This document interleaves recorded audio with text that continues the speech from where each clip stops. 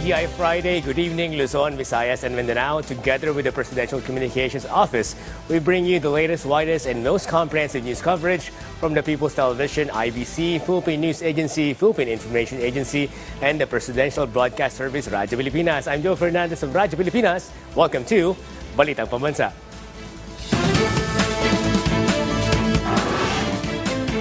Tonight's headlines. Executive Secretary Lucas Bersamin urged public servants to ignore the noise and remain focused on uplifting the lives of Filipinos. Executive Secretary Lucas Bersamin clarified that the executive branch, and especially the President, does not have anything to do with the supposed blank pages in the 2025 national budget as alleged by some. The palace insists that the leader of the land does not have power over the lower house when it comes to the impeachment complaints filed against the Vice President. The palace clarified that the position of President Ferdinand R. Marcos Jr. on the withdrawal of the country from the International Criminal Court or ICC remains unchanged. The Filipino seafarers who were recently freed from the clutches of Houthi rebels arrived in the country earlier today. Executive Secretary Lucas Bersamin urged public servants to stay focused on improving the lives of Filipinos, ignoring distractions. Speaking at the 2025 Budget Execution Forum in Pasay City, he emphasized the importance of integrity, dedication, and compassion in serving the people. He also highlighted the significance of the 2025 national budget signed by President Marcos Jr., which totals 6.326 trillion pesos. Bersamin called the budget a reflection of the vision for a prosperous Philippines, encouraging commitment to its effective execution. The palace clarified that President Ferdinand R. Marcos Jr. cannot dictate the House of Representatives what they should do regarding the impeachment complaint against Vice President Sara Duterte. Executive Secretary Lucas Bersamin explained that while the President can express his opinion, it is ultimately up to the House to decide whether to proceed, as Congress is an independent and co-equal branch of government. He also stressed that the President is not blocking the impeachment process, as he has no power to do so. We do not say to the lower house because we cannot dictate on the lower house. It is a co-equal, belongs to a co-equal branch of government. All we were saying, the President was saying to the lower house is, this is my position. But he is not blocking. He is not blocking. He cannot do that. Because it is the discretion of the collective of the lower house. If they decide to initiate, there is no way of preventing that. Meanwhile, Malacañang confirmed that the Philippines' withdrawal from the ICC will remain unchanged, but the government is willing to cooperate if the ICC requests the surrender of an individual through Interpol. Executive Secretary Lucas Bersamin emphasized that while the country is no longer under ICC jurisdiction, requests from Interpol must still be respected. He clarified that the Philippines would honor such requests, but only through the proper channels. Position is, wala na tayo sa jurisdiction ng ICC. Pero that does not necessarily mean, because of what I just said, that does not necessarily mean that the order of the ICC enforced through the Interpol is to be ignored. I'm not saying na yung ICC ang inaano natin, yung Interpol ang pinagbibigyan natin. Malacañang once again denied the issue of blank items in the General Appropriations Act. Meanwhile, National Economic and Development Authority, or NEDA, called the Philippines' economic performance impressive despite the challenges the country has faced. PTV's Kenneth Paciente tells us the details in this report. Alisin natin sa consciousness ninyo na kami may kinalaman sa mga blank pages na sinasabi ninyo, no? That is why we resented so much yung impression that the President was given a blank check. Wala kaming kinalaman doon sa internal sa Congress yun. That is what Malacañang reiterated in line of the issue claiming that the palace was involved in the emergence of blank items in the 2025 national budget. Executive Secretary Lucas Bersamin emphasized that the executive branch, especially the President, had no role in the blank pages of the General Appropriations Act. I'm sure that we did not benefit at all from the blank spaces that are being peddled around. Kaya namin sinasabi na fake news yan dahil binibintang kay Presidente yung pag-fill up. Even if that is not what they said, that is the impression they want to give to the public, which is very wrong, very malicious. However, if legal action is taken to question the national budget, the Secretary insisted. Hindi ko mapipigilan si Congressman Ongab at saka yung mga similarly minded people who would want to put up a challenge. Ang problema natin dyan is hindi kami ang mananagot dyan kung meron mang pagkukulang sa bagay na yan dahil BICAM report yan eh. Wala kaming kinalaman sa BICAM report. Ang may kinalaman lang kami yung finished product na pinapirmahan sa Presidente. Hindi yung blank check. Davao City 3rd District Representative Isidro Ungab previously stated that they plan to bring the issue to the Supreme Court. However, as a former Chief Justice of the Supreme Court, Bersamin believes that the High Court will not block the implementation of the 2025 national budget. I cannot understand if the Supreme Court will have that tendency to put a stop to it, even if any of those challengers will ask for a TRO. Because the government must function, must be run. Now, sasabihin nila, fall back on the reenacted budget. But the reenacted budget can come only when there is a finding that it has been vetoed or the Supreme Court has nullified the present budget. The DBM meanwhile stated that there is a 30 billion peso gap that needs to be filled following the budget cuts in various government agencies' funds. But they said they would find ways to prevent disruption of services for Filipinos by utilizing certain mechanisms. So yun po, augmentation, savings, and UA. And yung last po is yung another fund po, yung use of contingent fund ng ating Presidente. Ito po, mga new projects and urgent projects, pwede pong i-requesto ng mga department heads natin. Of course, we will ask for necessary documentation. Again, Office of the President lang din po ang mag-approve ng contingent fund. Yung tatlo lang po yun ang pwede natin gamitin.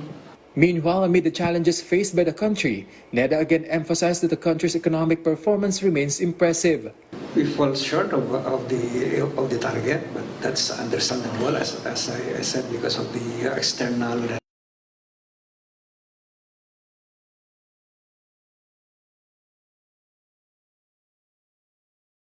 The economy was still quite impressive compared to our neighbors in the entire Asia. No?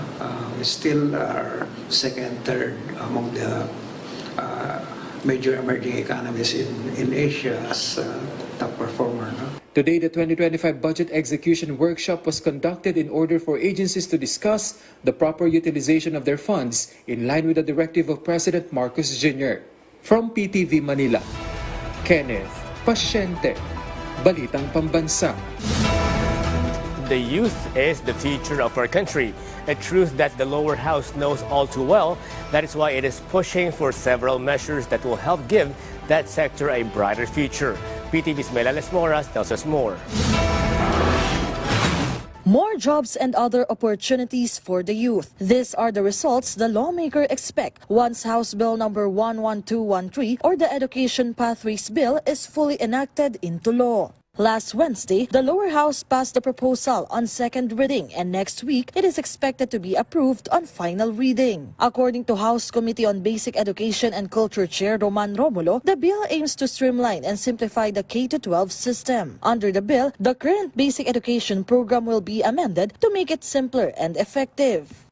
Under this proposal, sinimplify na lang natin. Una, after grade 10, pili ka na.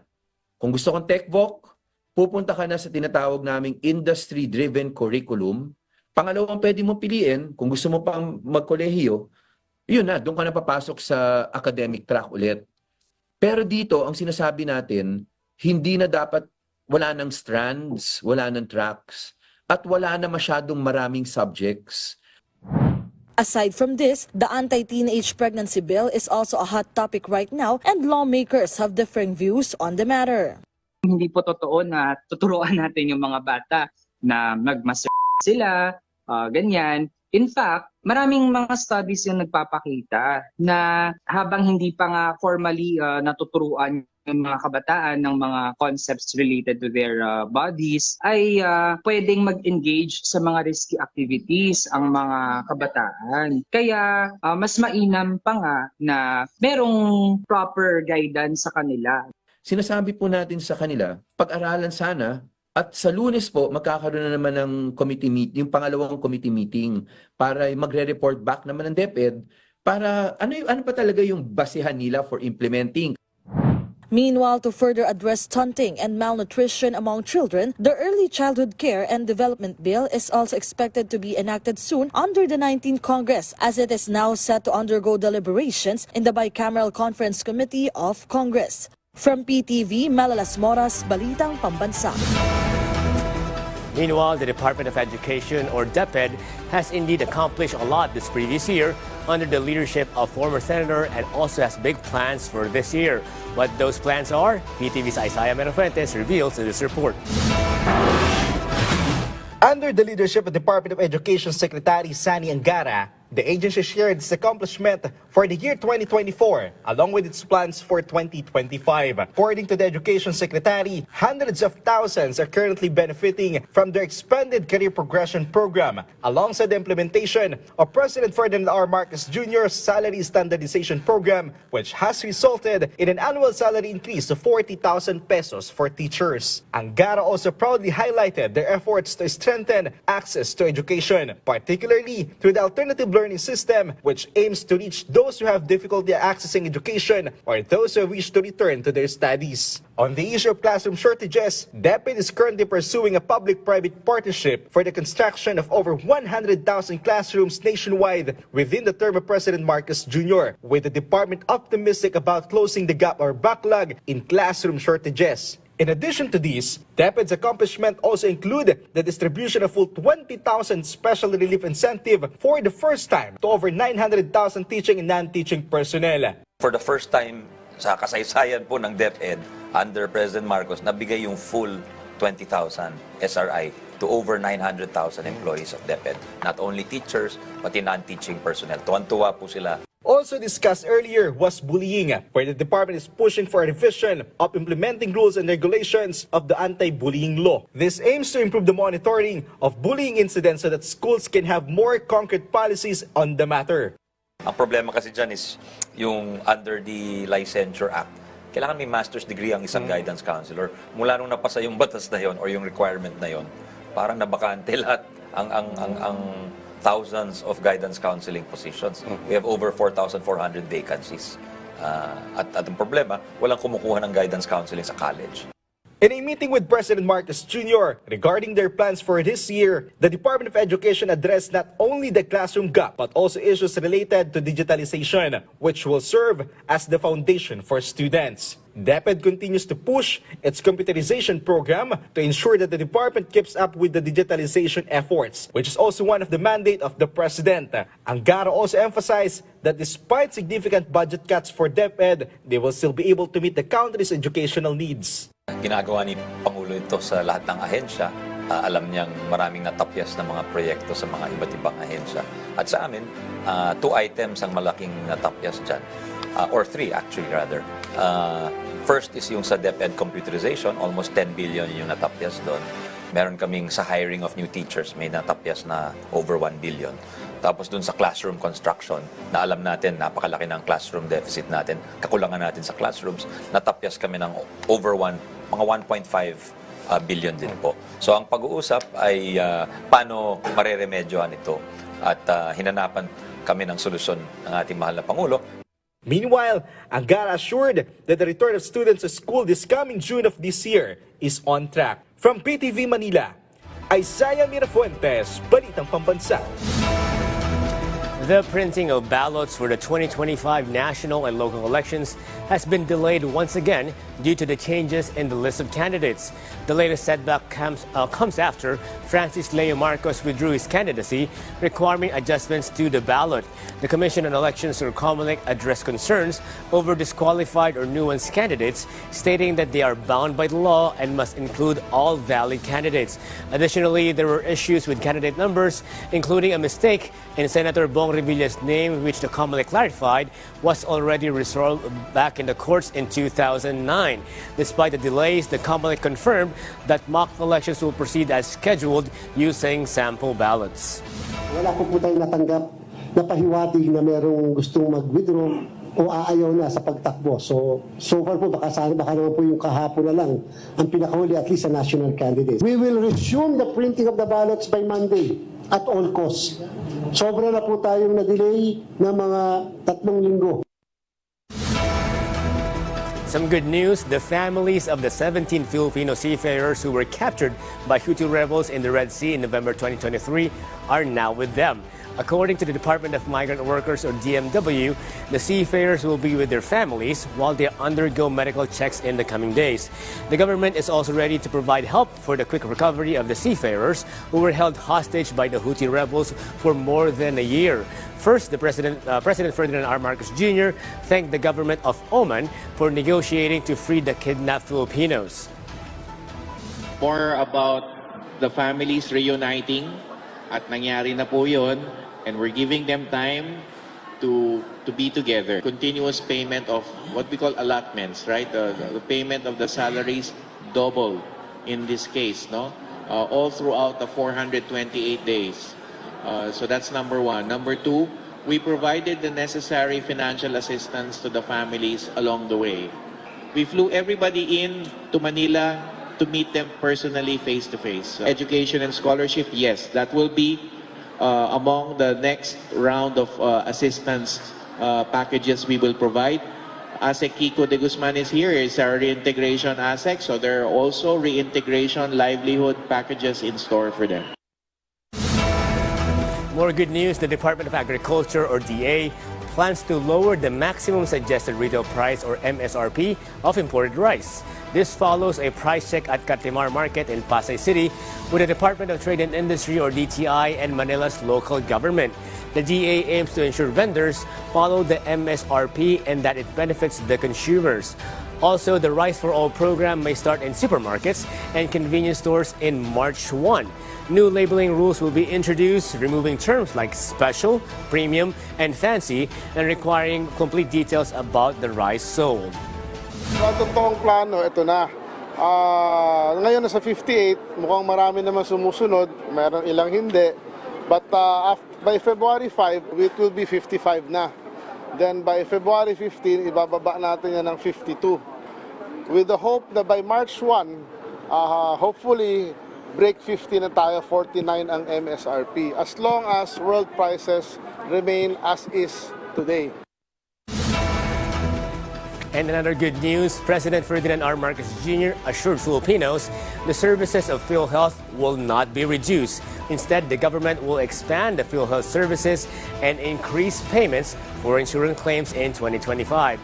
President Marcos Jr. guaranteed vulnerable sectors, including seniors, the poor, and the middle class, would not lose any benefits. He reassures the public PhilHealth services will improve moving forward. At ito ang guarantee ko. Napakasimple lang ang guarantee ko. Kahit may subsidy, kahit walang subsidy, kahit anong contribution, all of these issues, hindi mababawasan ang serbisyo ng PhilHealth. Hindi mababawasan ang bayad ng PhilHealth sa insurance claim. In fact, baliktad.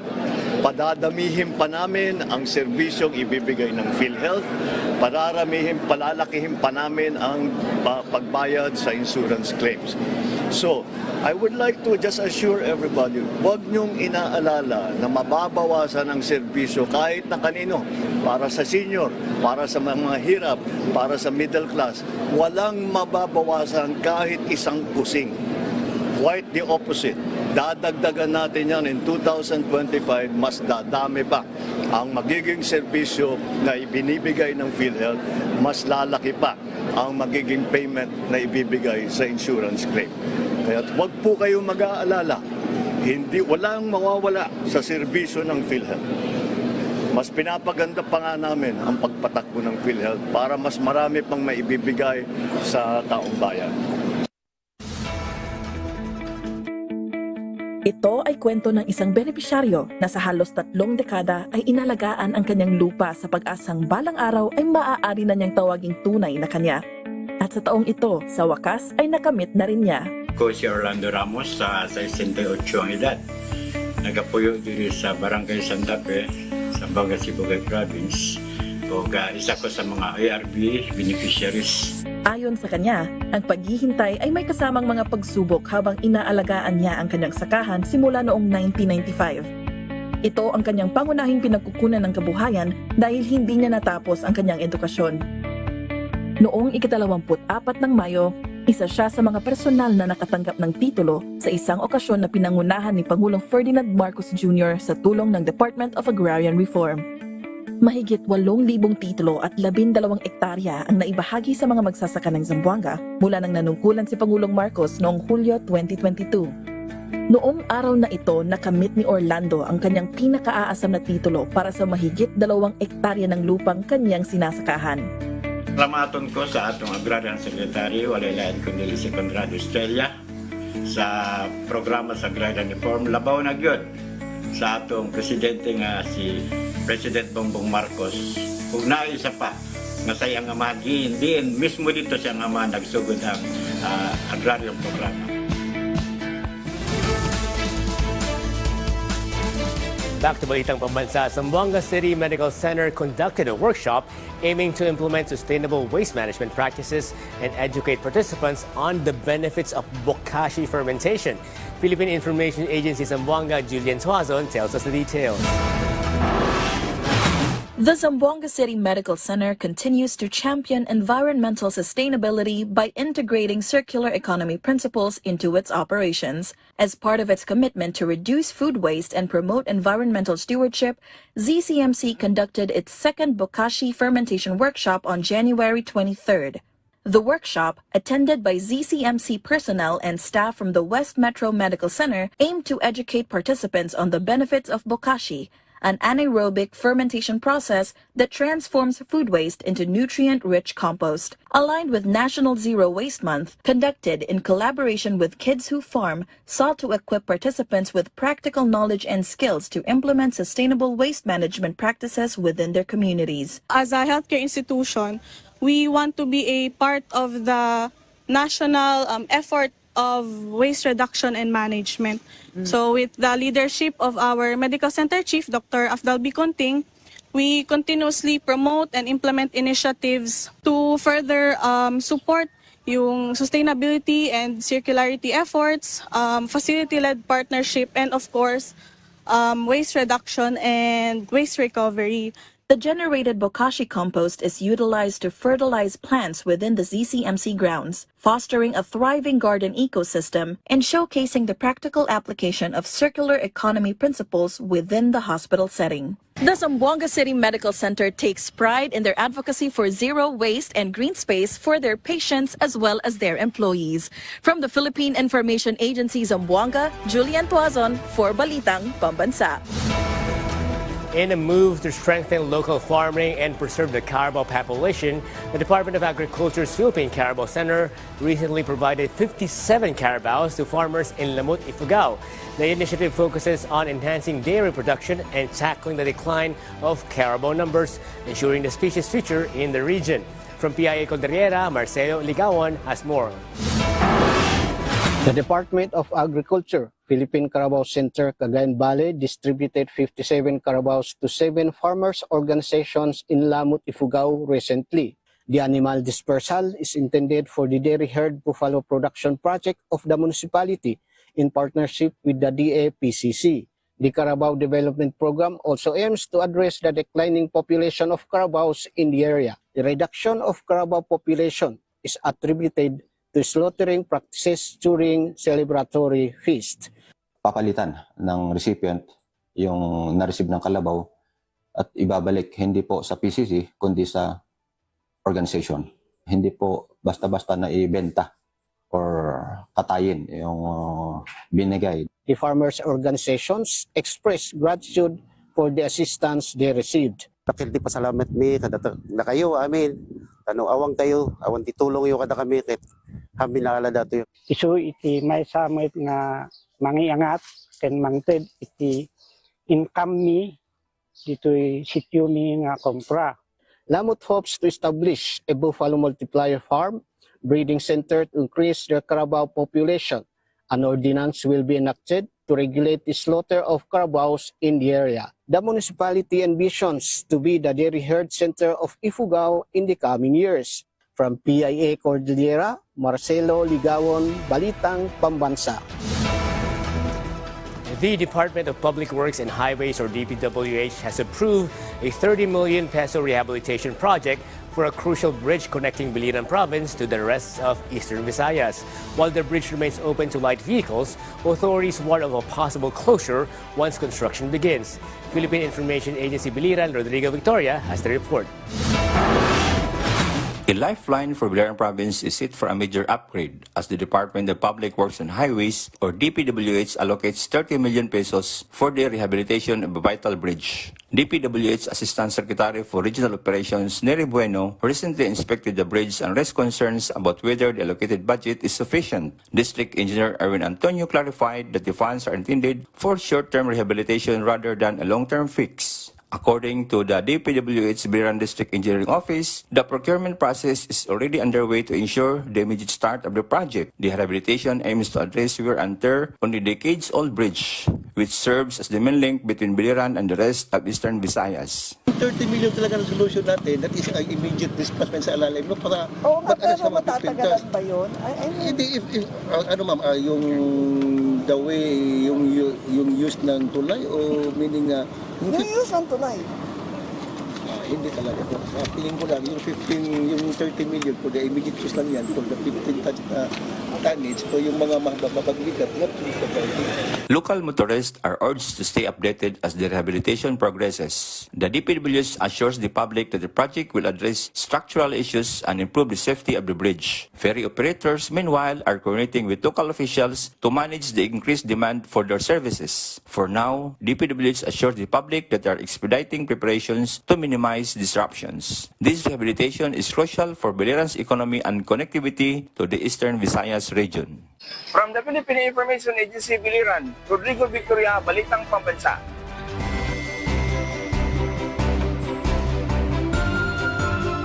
For our weather news, northeast monsoon is affecting northern Luzon and central Luzon, while easterlies may affect the rest of the country.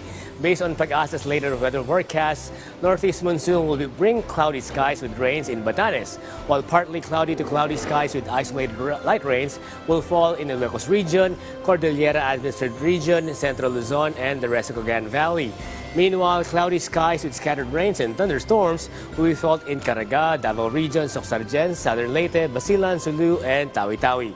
Meanwhile, Metro Manila and the rest of the country will experience partly cloudy to cloudy skies with isolated rain showers or thunderstorms due to easterlies.